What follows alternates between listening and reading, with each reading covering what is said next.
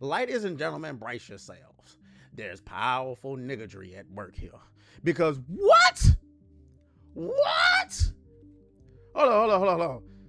First of all, Subnautica is not even on my radar. Like, I didn't even know this game exists. No, I didn't know it exists. It was like one of those games that I like ignored.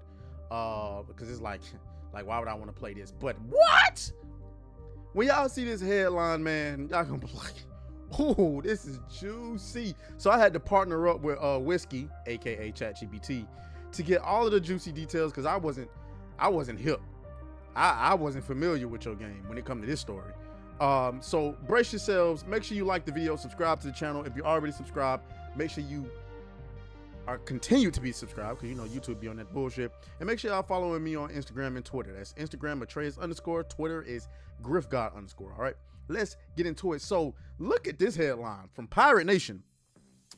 Judge orders Subnautica 2 studio CEO fired by Krafton to be reinstated and gives him full control over early access Steam launch. The judge found that Krafton broke their agreement when they fired Gil and the co-founder last summer without good reason.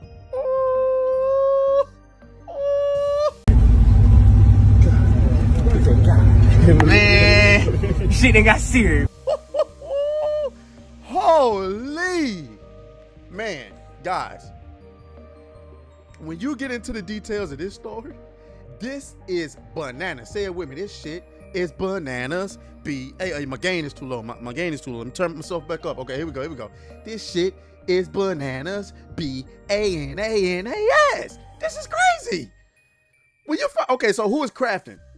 Krafton is apparently the parent company of the studio who created PUBG.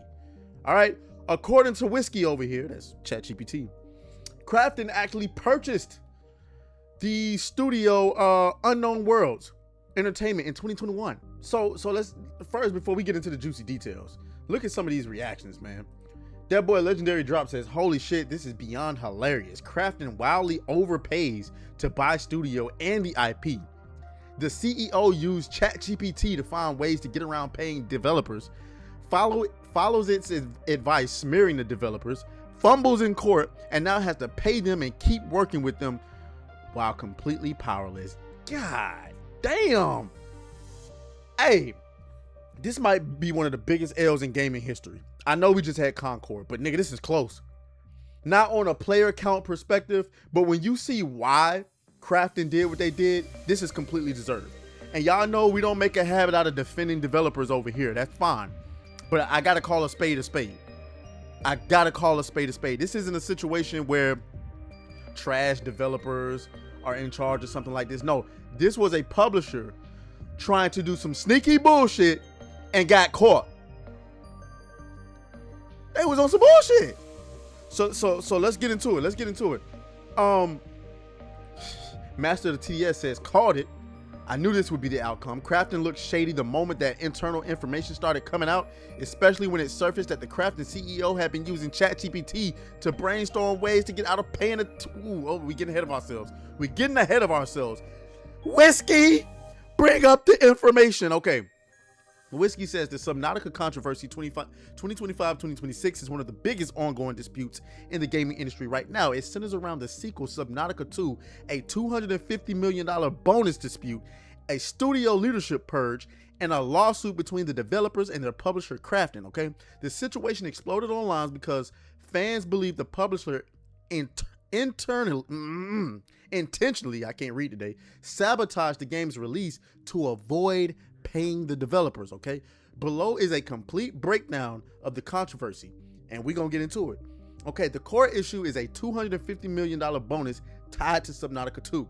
When Krafton, the publisher of PUBG Battlegrounds, acquired the studio Unknown Worlds in 2021, the contract included a performance bonus for the founders. Okay, the developers could earn up to a $250 million if Subnautica 2 launched successfully in early access by 2025. Now I need y'all to understand this. This doesn't have a performance stipulation on it. It says if it launched successfully. That could be interpreted in so many ways.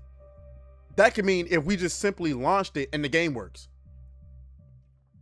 So that means if we launch it and the game works in 2025, we get paid $250 million.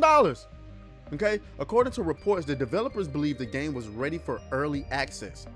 Krafton allegedly pushed to delay the game to 2026, which would jeopardize the payout. Okay? In July 2025, Krafton fires the Subnautica creators. In July 2025, Krafton suddenly removed the original leadership of the studio, Charlie Cleveland, Max McGuire, Ted Gill. Okay, they were replaced with a new leader from another Krafton studio.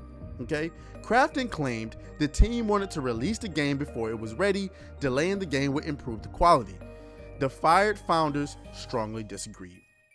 The developers sue Krafton. Okay, shortly after being removed, the founders filed a lawsuit.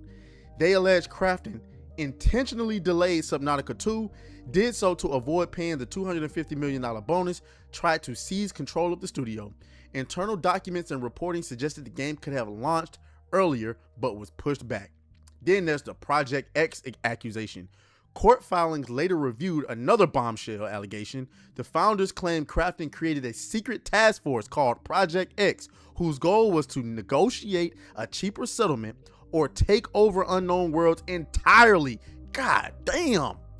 That claim made headlines because it suggested the publisher planned the takeover strategy internally. Man, these niggas was on one. This is crazy.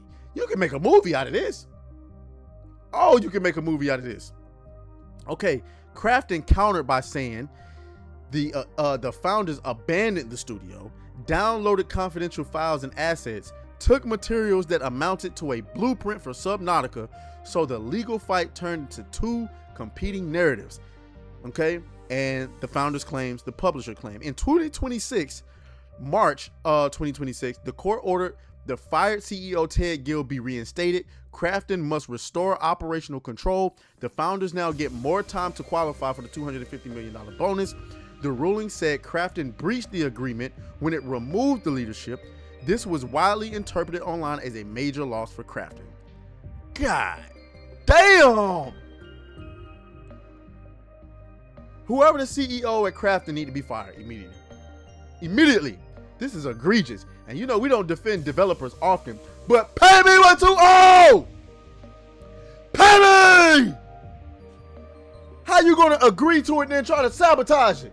And this should most definitely be a warning to all independent studios going forward. This is a big win for developers. Stop letting these publishers walk all over y'all, man. Hell you talking about? Anyway, so there was a shout out to PC Gamer, who actually did their jobs for once and reported on gaming. PC Gamer with this headline: in a wild turn for Subnautica 2 lawsuit, a judge orders Krafton to restore fired Unknown World CEO and gives them 9 more months to earn the $250 million bonus. So let me get this straight. Not Krafton. Unknown Worlds was ready to release the game in 2025. And they've been working on the game since. And now they get 9 extra months to release the game and get their $250 million bonus? Oh yeah. Oh, we cruising. We cruising. That's what I'm talking about. Let's continue. So PC Gamer says 9 months after Krafton gutted the leadership of studio, leading to an acrimonious legal dispute, a judge has ordered that the former CEO Ted Gill be reinstated and that control over the game's early access release schedule to be returned to him. The judge also extended the $250 million earnout period that was central to the dispute to at least September 15, 2026. Damn. That's hilarious because that's when the Wolverine game dropped. Here's what they said. Krafton breached the EPA equity purchase agreement by terminating the key employees without valid cause and by improperly seizing operational control of Unknown Worlds. Damn. Edward Gill is hereby reinstated as CEO of Unknown Worlds, and his period of operational control under Section 2.7F of the EPA will be extended by the time that elapsed between his wrongful termination and his restoration. The July 1st, 2025 board resolution is declared ineffective to the extent it infringes on Guild's operational control right. That's what I'm talking about. Crafton is enjoined from circumventing Section 2.7 or impeding Guild's authority over the early access launch of Subnautica 2 and must immediately restore his access to the Steam platform. Finally, the base earnout testing period is equitably extended by 258 days to September 15th, 2026, and Ford's law firm representing Unknown Worlds retains its contractual right to further extend the testing period to March 15th, 2027. This is what PC Gamer had to say. The judge acknowledged that putting Guild in charge of Unknown Worlds again and returning control of Subnautica 2 will cause tension with the parent company given the obvious bad blood between the parties, but that they continue does not excuse a material breach of contract or override the performance clause agreed to by both parties, and that both Unknown Worlds and Crafton can and must act in good faith to navigate their remaining contractual relationship. That's what the hell I'm talking about. Let's continue with what PC Gamer had to say, and then we'll give my thoughts at the end. Interestingly, the judge also said Unknown Worlds itself will suffer palpable harm if that action isn't taken. Unknown Worlds is being run by a part-time CEO who manages another studio and had never played Subnautica before his appointment. Key staff members have quit, and the early access release of Subnautica 2 has been put in jeopardy. Lest there be any ambiguity, nigga. Damn. The judge declared very clearly that they found Crafton terminated the Unknown World studio head specifically to avoid paying out the $250 million bonus that would have been required if Subnautica 2 achieved specific sales targets, following its early access launch, essentially agreeing with the central point of the argument of the Unknown World's heads. That's what I'm talking about. And you know what y'all just did, Crafton? You basically just guaranteed they're gonna hit those goals. Because now everybody's going to be playing this game day one in early access, all because of this story. I've never played this game, but I will make sure I'm there to play it when it drops so they can hit all their metrics. I don't know about you guys,